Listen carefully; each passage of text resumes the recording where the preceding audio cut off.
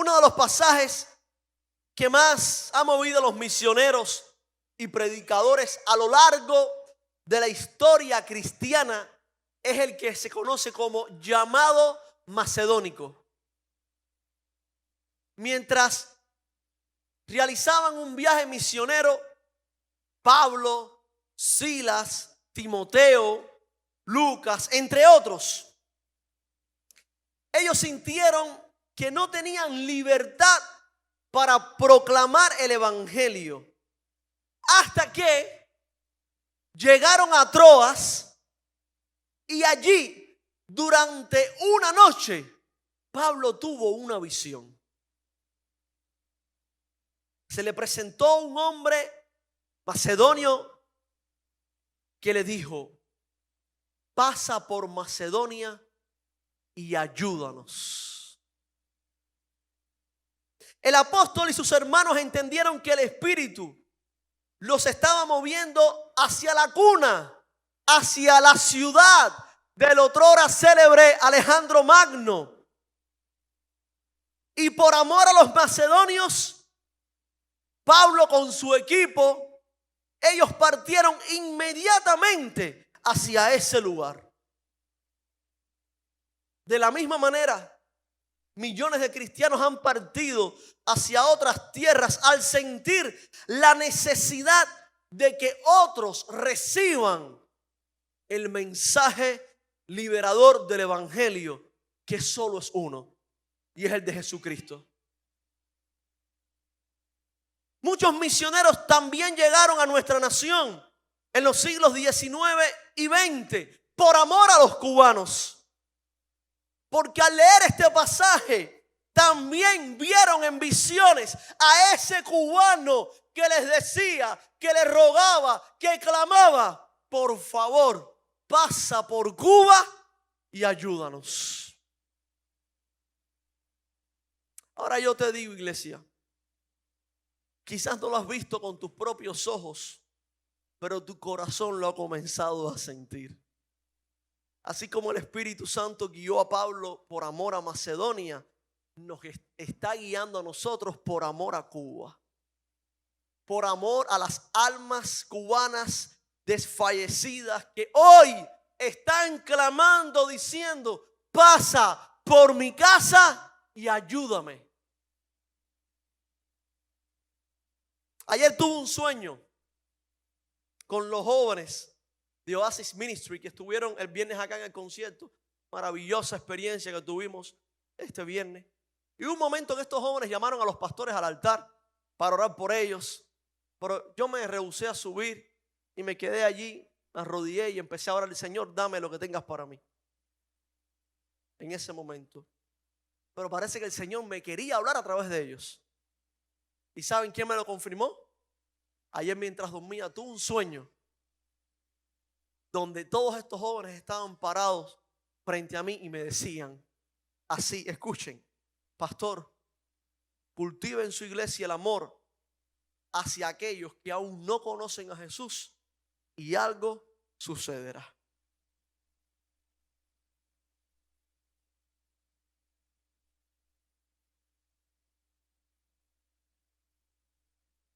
Cuando el Señor te quiere hablar, te habla. Y en cumplimiento a lo que creo y estoy convencido que viene de Dios, hoy quiero plantar en tu corazón esta verdad. Dios nos ha puesto en esta tierra por amor a Cuba. Porque los cubanos necesitamos de Dios.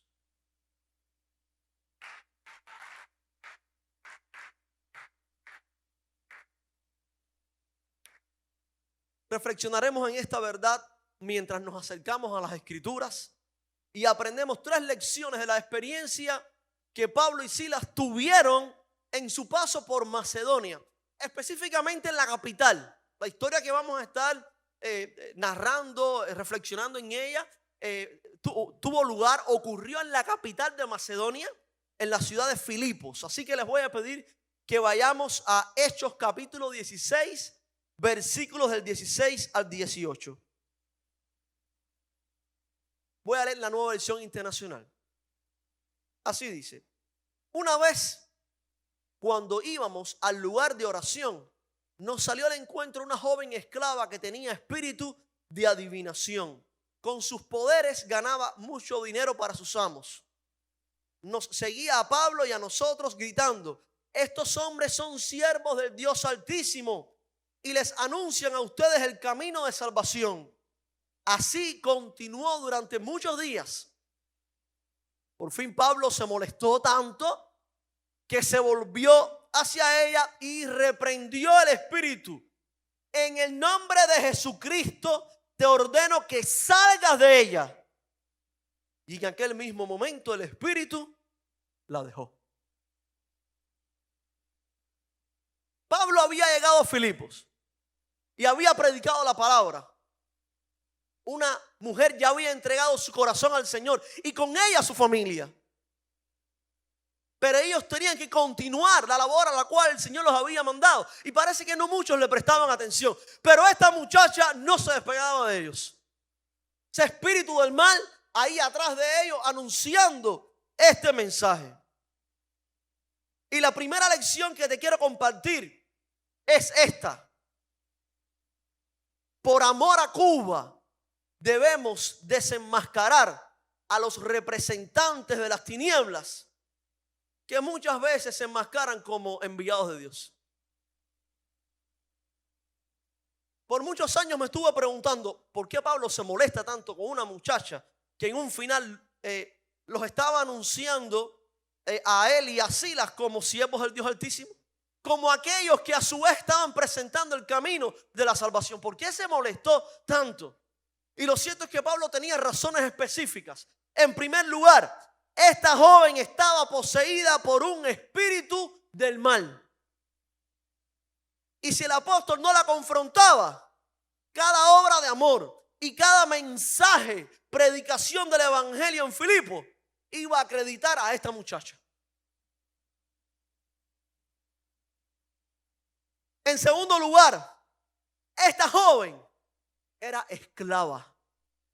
Era víctima de un sistema opresor.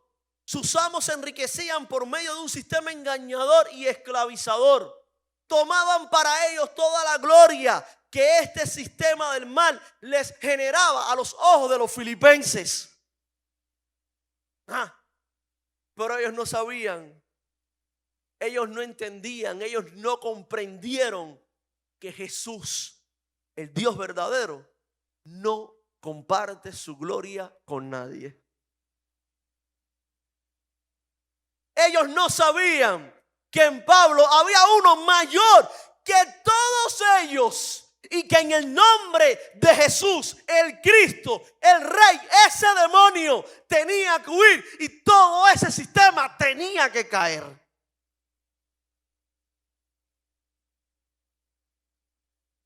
El acontecimiento no fue pasado por alto por aquellos hombres ricos que desataron toda su furia sobre Pablo, sobre Silas y los otros misioneros. Ellos estaban llenos de miedo a perder lo que tienen. Cuidado.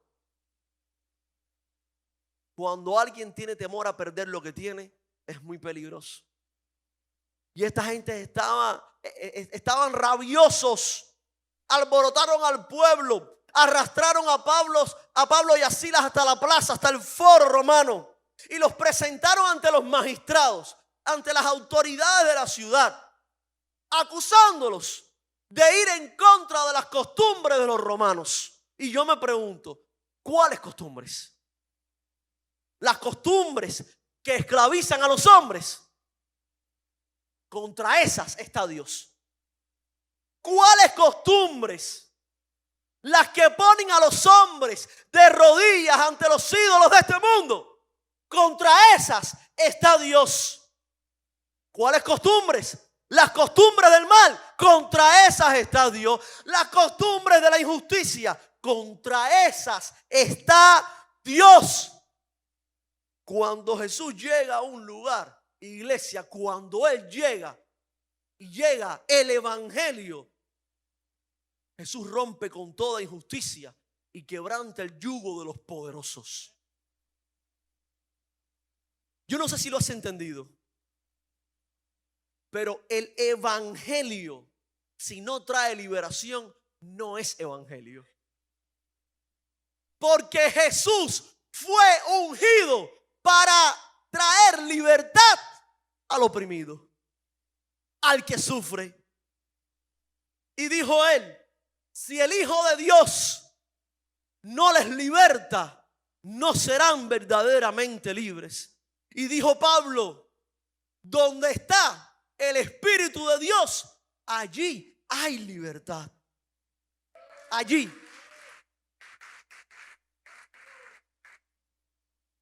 Muchos han querido someter las almas de los cubanos a lo largo de la historia. Pero donde llega Jesús, se rompe todo yugo y se proclama la verdadera libertad.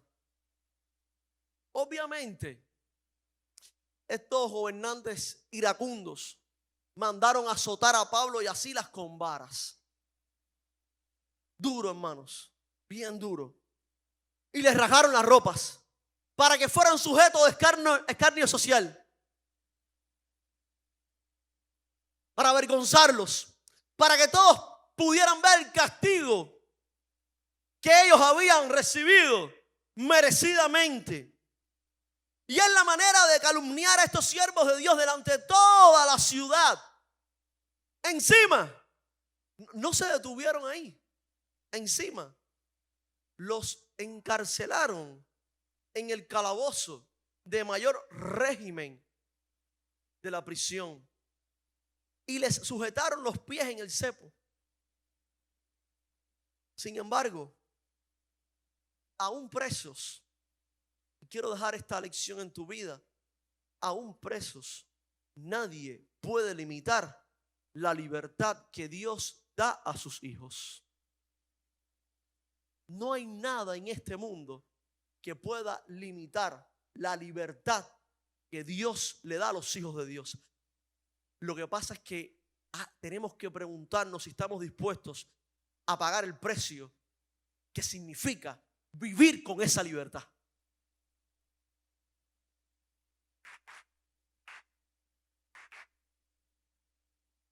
Aún estaba por ocurrir lo más impactante, lo que nadie esperaba. El verdadero cambio para Macedonia no vendría del foro. El verdadero cambio para Macedonia no vendría de los magistrados. No. Los verdaderos cambios nunca vienen de las cortes terrenales. Los verdaderos cambios nunca vienen de los palacios de los reyes. Los verdaderos cambios vienen y llegan de esos lugares que nadie ve, a donde Jesús asoma su rostro y decide cambiar con su poder y gloria todo lo que les rodea. Ahí llegan los verdaderos cambios. ¿Y cómo ocurrió este verdadero cambio? Vamos a leer ahora los versículos del 25 al 31 de esta historia. Ya Pablo y Silas están en el calabozo de máximo régimen, al interior de la prisión y con un cepo puesto en los pies, de manera que ellos no podían ni moverse. Y esto ocurrió. A eso de la medianoche, Pablo y Silas se pusieron a orar y a cantar himnos a Dios, y los otros presos, los escuchaban. De repente se produjo un terremoto tan fuerte que la cárcel se estremeció hasta sus cimientos. Al instante se abrieron todas las puertas y a los presos se les soltaron las cadenas. El carcelero despertó y al ver las puertas de la cárcel de par en par sacó la espada y estuvo a punto de matarse porque pensaba que los presos se habían escapado. Pero Pablo le gritó: no te hagas ningún daño, todos estamos aquí.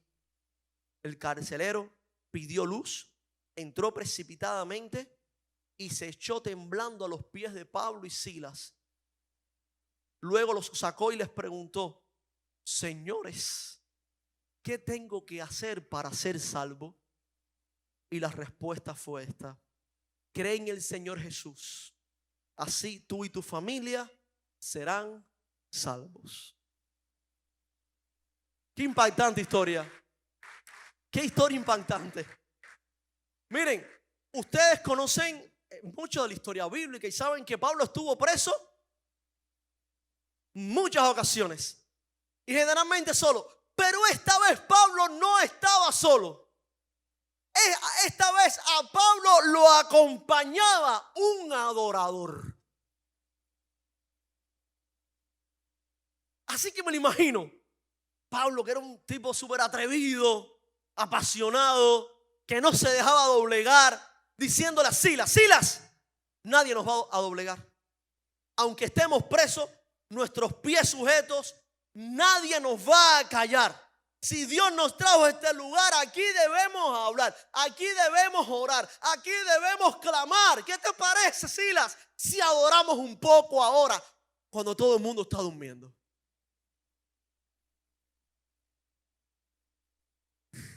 Y comenzaron a cantar al rey. Y los presos se empezaron a despertar. Y empezaron a escuchar. Era un momento de guerra espiritual.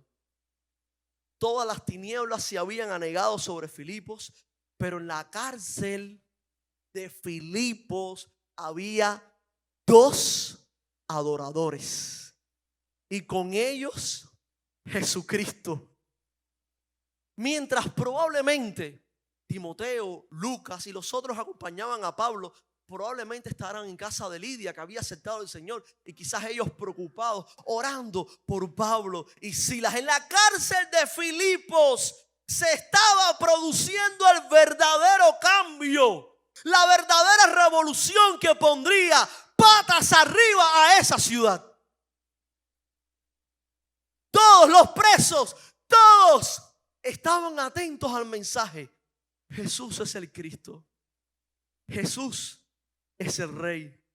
Jesús es el liberador. Jesús es nuestra esperanza. El ambiente de alabanza fue tan poderoso que nos recuerda ese momento cuando sacó el pueblo de israelita el shofar y comenzaron a soplar aquella trompeta de Dios y los muros se vinieron abajo. Así de poderoso era el ambiente de alabanza en ese momento, que los cimientos de la cárcel fueron sacudidos. Las cadenas de los presos se soltaron y las puertas de la cárcel se abrieron.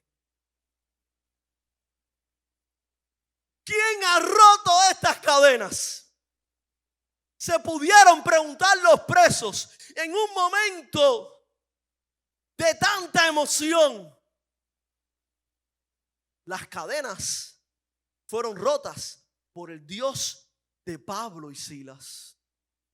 Las cadenas se rompen por el Dios de los adoradores. El Dios que no puede ser contenido. El Dios que no puede ser amarrado. El Dios que no puede ser atado. Que todo lo trasciende. El Dios que no puede ser desafiado. El Dios que ama a los que sufren injusticia. El Dios que rompe el yugo de los poderosos. El Dios que ama a Cuba. El Dios que en esta hora. El Dios que en esta hora habla y abre los corazones para que sean receptivos al evangelio. Ese Dios sacudió los cimientos. Ese Dios rompió las cadenas. Ese Dios abrió las puertas. El carcelero, que al parecer había escuchado el evangelio, quizás antes le había llegado la noticia, o aunque nos dice la historia que en el momento en que esto empezó a ocurrir fue el que él despertó, quizás había escuchado algo. Bueno, él se llenó de temor. Y ustedes saben que él saca la espada para matarse en ese momento. Pero Pablo le dice: no te hagas daño, aquí estamos todos. Y cuando él escucha que a pesar que todo se removió, aún estaban los presos allí, fue corriendo y se postró a los pies de Pablo y de Silas. Y antes el verdugo estaba de pie, mientras que Pablo y Silas estaban inmóviles con un cepo puesto. Pero ahora, cuando Dios se manifestó, el verdugo cayó de rodillas. Y los siervos estaban en pie. Es increíble lo que Dios hace. Es increíble.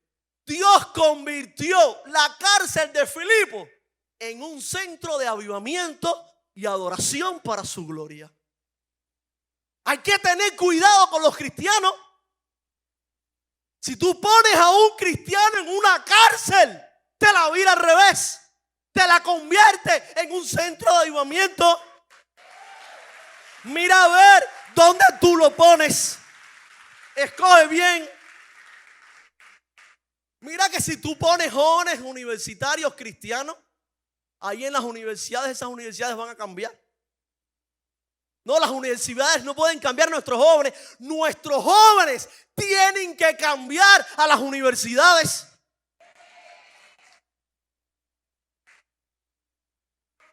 Por donde quiera que pasemos, hermano, tenemos que ser revoltosos. Los cristianos son revoltosos. Porque el mensaje del evangelio trae cambio, transformación y vida. Quiero decirle algo.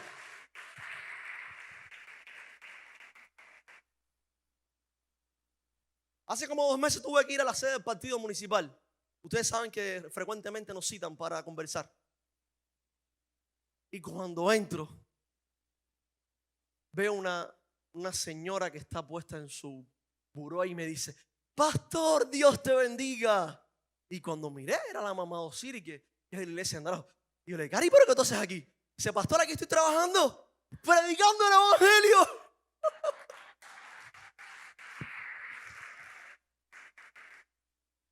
Las cosas que Dios hace son increíbles. Donde quiera que te pongan, las cosas tienen que cambiar. No queremos cristianos. Mira, el templo, nos reunimos aquí en el templo. Oramos, qué sé yo, alabamos al Señor. Pero el cambio hay que producirlo afuera. Donde quiera que nos movamos, donde quiera que estemos. Por eso no podemos seguir predicando un evangelio escapista. No, pastor, es que Dios me tocó y ahora quiero dejar todo. ¿Quieres dejar qué? Tú tienes que transformar el lugar donde tú estás. ¿Cómo Dios te va a llamar para que tú te vayas corriendo? Dios te llama para que tú transformes. Hace falta gente que comience a entender y a vivir la libertad que Dios nos ha dado. Cuidado con los cristianos. Si amamos a Cuba, donde quiera que lleguemos, habrá un centro de oración para Cristo. Esto preguntó el carcelero: ¿qué debo hacer para ser salvo? ¿Tú crees que esa gente que está en tu trabajo va a esperar el domingo a venir aquí? No. Esa gente te va a ver y te va a decir, cuando entres al baño te va a decir: Pedro, padre, ¿qué tengo que hacer para ser salvo? Ven que te lo voy a explicar. Ven que te lo voy a explicar. Cree en el único Señor que hay, que es el Rey, y se llama Jesús. Y tú, Pedro, y tus hijos, y tu esposa, y tus padres van a experimentar la salvación de Dios.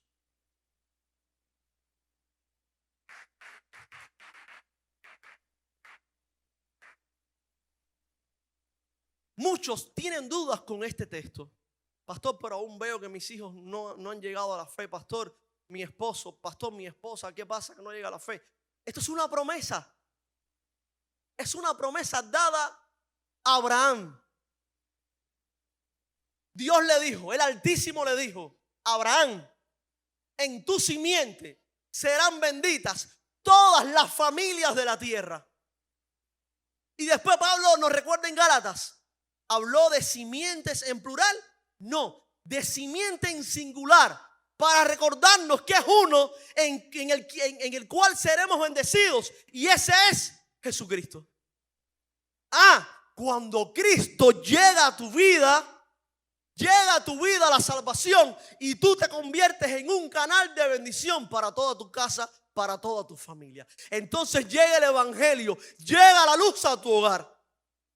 Y a partir de ahí, ya tú sabes, tú empiezas a reclamar a tu familia para Cristo. Mi familia es tuya, Señor. Hasta el último momento creo en la promesa de que mi familia es de Cristo. Y no voy a ceder lugar en eso.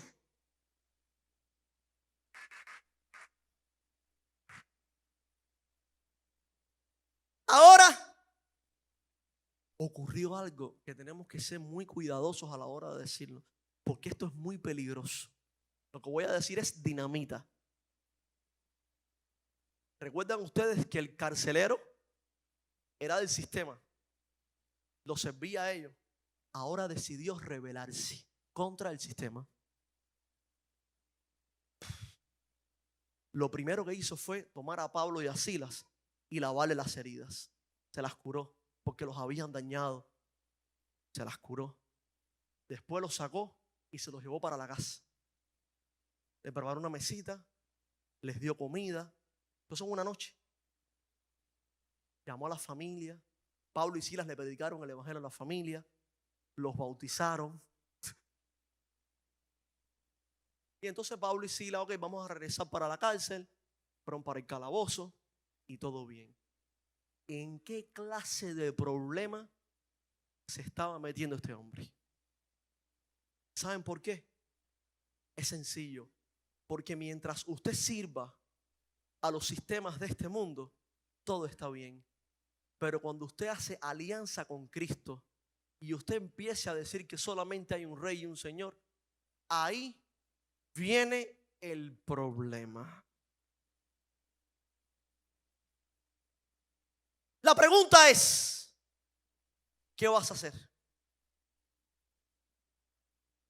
¿Cómo vas a recibir esa noticia de que te extiende la mano un rey justo, un rey poderoso, un rey de amor, alguien que quiere cambiar tu vida para siempre, que quiere traer salvación a tu familia, que no te exige mayores sacrificios que el de una vida entregada y apasionada por Él? Yo quisiera que la imagen de cada familia de Maranata es esta que se nos describe en el versículo 34, que dice así: el carcelero los llevó a su casa, les sirvió comida y se alegró mucho junto con toda su familia por haber creído en Dios. Ya nadie en Filipos podía detener lo que Dios había comenzado, como tampoco nadie en Cuba puede detener el plan que ya Dios ha puesto en marcha. Y es un plan de bien. Y es un plan de transformación. Y es un plan de bien. Los que se opongan se opondrán al bien. Porque los planes de Dios son planes de bien. Más altos que los nuestros. Sus pensamientos son más altos que los nuestros. Sus caminos mucho mayores y mejores que los nuestros. Pero cosa que ojo no vio, ni oído escuchó, ni han subido corazón de hombre, son las que Dios ha preparado para los que lo aman. Al día siguiente, ya la revolución había comenzado. Los magistrados no lo sabían, ocurrió debajo de sus narices. Todo el mundo piensa que las revoluciones van a ocurrir en los palacios, en las cortes. Sí, ahora en Brasil tomaron el palacio de los tres poderes, qué sé yo. No. Las revoluciones no comienzan ahí. La de Filipos comenzó en una cárcel. Entonces ocurrió todo bajo sus narices. No se dieron cuenta. Y el otro día mandaron, por favor, ya saquen ya a estos dos revoltosos que metimos ayer en la casa y que se vayan. Pero se llevaron una gran sorpresa. Se llevaron una gran sorpresa. Y la gran sorpresa que se llevaron era que Pablo y Silas eran ciudadanos romanos. ¿Qué clase de problema? Porque ellos trataron a Pablo y a Silas como si fueran dos individuos cualquiera. Pero no eran dos individuos cualquiera. Eran ciudadanos romanos.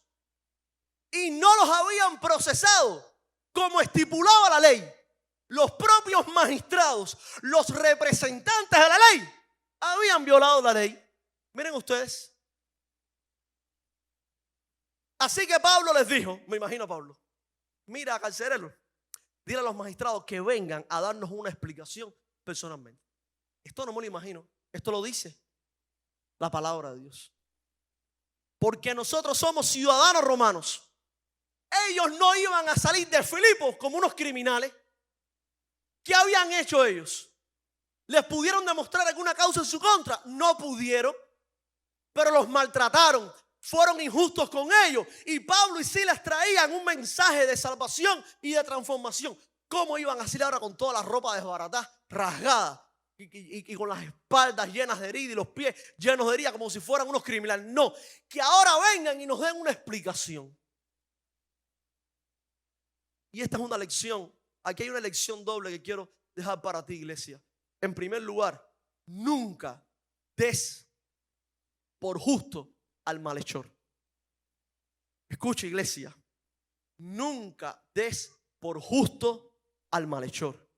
El que mal hace no es justo.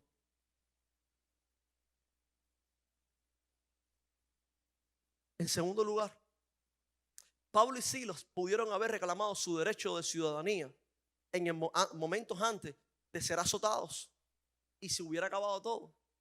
Pero ellos sabían que no era el momento. Ellos sabían que Dios quería algo más. Si no, hubieran tenido que salir de la ciudad. Ya los hubieran expulsado. ¿Se acabó?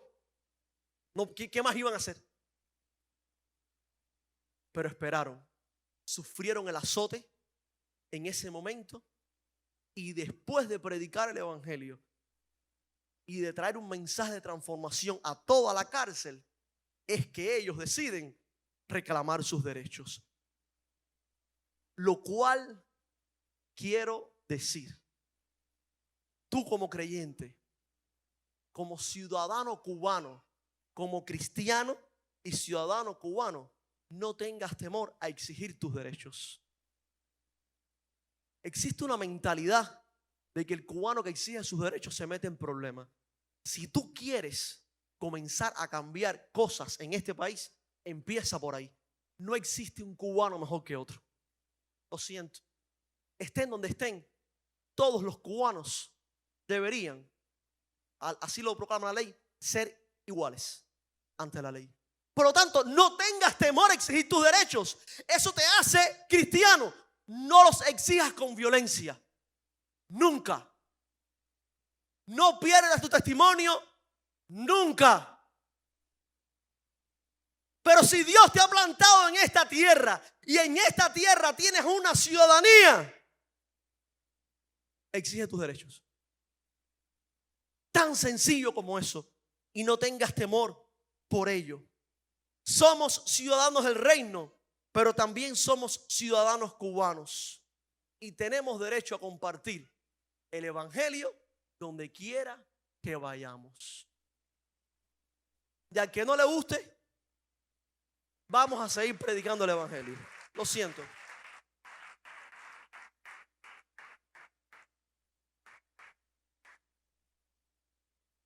Así que, resumo las 3 lecciones que aprendemos de esta historia para aquellos que perseveramos en nuestro amor por nuestra nación y también por aquellos que aún no conocen a Jesús.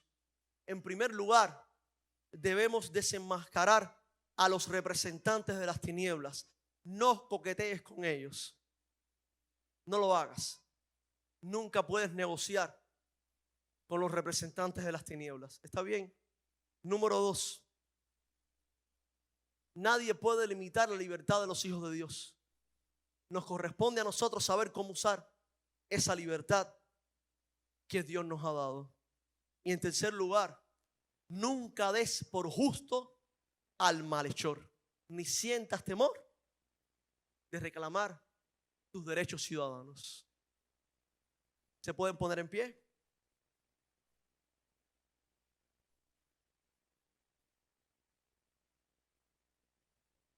Estos días, con estas palabras voy concluyendo. Estos días como cada inicio de año, trae sus nuevas noticias. No siempre son buenas. Ustedes saben que cada inicio de año trae nuevas noticias. ¿Y qué vendrá este año? Miren, este año comenzamos con la noticia de los patrocinadores. Hermano, usted busque en la historia de Cuba que en enero siempre hay una noticia. Cambian en la moneda, la recambian nuevamente. Siempre en enero hay una nueva noticia. Generalmente no son buenas. Pero yo te quiero decir algo.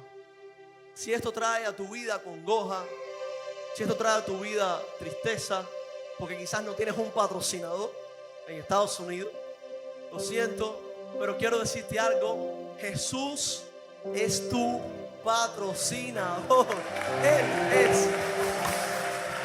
Él lo es. Mira,